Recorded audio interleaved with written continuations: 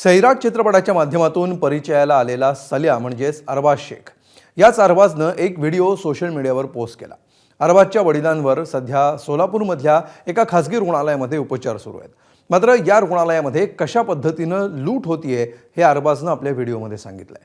त्यानंतर एफडीएनं कारवाई देखील केली। बघूया या सगळ्याचा आढावा घेणारा हा स्पेशल रिपोर्ट। सैराट फेम अभिनेता अरबाज शेखचा धक्कादायक व्हिडिओ। वडिलांच्या उपचारांवरून रुग्णालयावर आरोप। रुग्णालयातील मेडिकलवर एफडीएची कारवाई। नमस्कार, मी अरबाज शेख। मी आता सोलापूरमध्ये नोबल हॉस्पिटलसमोर उभा आहे। पप्पांना 8 दिवस झाला हॅमरेज झालाय म्हणून ब्रेन हॅमरेज झालाय म्हणून आम्ही त्यांना सोलापूरला ॲडमिट केलंय। सैराट फेम अभिनेता अरबाज शेखचा हा व्हिडिओ सोशल मीडियात व्हायरल झाला। वडिलांच्या उपचारासाठी रुग्णालयानं आपल्याला त्यांच्याच मेडिकलमधून औषध घेण्याची सक्ती केली। अरबाज उर्फ सैराट फेम सल्यानं म्हटलं, काही गोळ्यांच्या चिठ्ठ्या दिल्या की ह्या गोळ्या आपल्याला लागतील आणि मग मी त्यांना विचारलं की मी हे बाहेरून आणू शकतो, तर त्यांनी सांगितलं की नाही, आमच्या मेडिकलमधूनच तुम्हाला त्या गोळ्या घ्याव्या लागतील।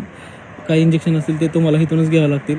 या व्हिडिओची अन्न आणि औषध प्रशासनानं तात्काळ दखल घेतली आणि तेव्हा यंत्रणेला रुग्णालयाशी संलग्न फातिमा फार्मामध्ये गंभीर त्रुटी आढळून आल्या। याच्यामध्ये समोर आलेलं आहे की यांनी कोणत्याही प्रकारे मान्य आयुक्तांचं जे परिपत्रक आहे त्याच्यानुसार यांनी कोणतंही असा बोर्ड या ठिकाणी लावलेला नाही किंवा फलक प्रदर्शित केलेला नाही आहे। त्या अनुषंगानं सुद्धा असं दिसून येतं आहे की जे काय प्रिस्क्रिप्शन्स या हॉस्पिटलच्या पहिल्या मजल्यावरून डायरेक्ट या ठिकाणी त्यांच्या PCवरती लॅपटॉपवरती दिसून येत आहेत आणि त्याच्या अनुषंगाने पेशंटच्या नातेवाईकांना त्यांच्याकडे प्रत्यक्ष प्रिस्क्रिप्शन न देता ते डायरेक्ट या ठिकाणी त्यांना औषधाची किंमत भरून औषधं घेण्यासंदर्भात पाठवत आहेत। त्या संदर्भातलं सुद्धा उल्लंघन हे आपण आपल्या तपासणी अहवालात नमूद केलेलं आहे आणि त्याच्यानुसार आपण त्याच्यावरती कडक कारवाई करतोय। एफडीएकडून कारवाई झाली असली तरी रुग्णालय प्रशासनानं मात्र हे आरोप फेटाळले। फिजिशियनला मी रेफर केलं, बाबा ही सगळ्यांची गरज आहे का मेडिसिन बघा। न्यूरोला रेफर केलं, तुम्ही बघा पुढे काय करायचं। रिलेटिव्हनं सांगितलं की काही असू दे, व्हेंटिलेटर असले की 10-20 हजार रोजचे खर्च होतात हॉस्पिटलमध्ये, तुम्ही हार्टसाठी आले नाही आहे, तुम्हाला काय करायचं? तर काहीच बोलले नाही मला। ठीक आहे सर, तुम्ही करा। मग मला फोन आला, त्यांनी ॲडव्हान्स भरत नाही आहे, मग नंतर काहीतरी भरले, मग मेडिसिनचा काय प्रॉब्लेम आहे, खूप महाग आहे। मी म्हणलं ठीक आहे, मी आल्यावर बघतो, तुम्ही मेडिसिन घ्यायला सांगा, सुरू करायला सांगा, जे काय एवढंच झालेलं आहे। त्यानंतर तो डिस्चार्ज घेऊन, मी जेव्हा परत आलो तोपर्यंत तो डिस्चार्ज घेऊन गेला आणि तो काहीतरी व्हिडिओ करून टाकतो। आता त्याच्यामध्ये काय जे काय सांगते त्याच्यामध्ये तुम्ही चौकशी करू शकता। कोणत्याही रुग्णालयात त्यांच्याच मेडिकलमधून औषधं घेण्याची सक्ती करता येणार नाही, असं फरमान एफडीए आयुक्त तुकाराम मुंढे यांनी याआधीच काढलं होतं। हॉस्पिटलमध्ये कुणी पेशंट ॲडमिट जर असेल आणि त्याला जे काही औषधी लागत असतील तर ते त्यांच्याच फार्मसीमधून घ्यायचे, अशा काही कंप्लेंट नसतात आमच्याकडे। By law they cannot force any hospital तिथूनच घ्यायचं मॅन्डेट नाही आहे।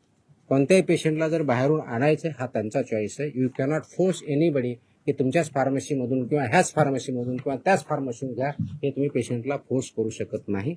त्यांना तुम्हाला प्रिस्क्रिप्शन द्यावं लागेल। प्रिस्क्रिप्शन दिल्यानंतर त्यांना जिथून आणायचे तिथून आणतील।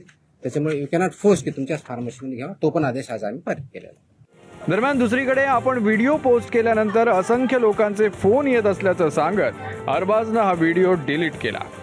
वडिलांची प्रकृती माझ्यासाठी प्राधान्यानं महत्त्वाची आहे, प्रशासनानं दखल घेतली आहे, त्यामुळे माझ्यासाठी हा विषय इथेच संपलाय, अशी पोस्ट अभिनेता अरबाज शेख यानं सोशल मीडियावर शेअर केली। फक्त निर्णय जाहीर करून नाही तर ते असे अंमलात आणले तरच अशा गैरप्रकारांना आळा बसेल। याकरता गरज आहे ती इच्छाशक्तीची, जी सध्या एफडीए आयुक्त आणि त्यांची टीम दाखवते आहे। मात्र यामध्ये आता सातत्य राहावं अशीच अपेक्षा जनसामान्य व्यक्त करतायत। ब्युरो रिपोर्ट, ABP माझा।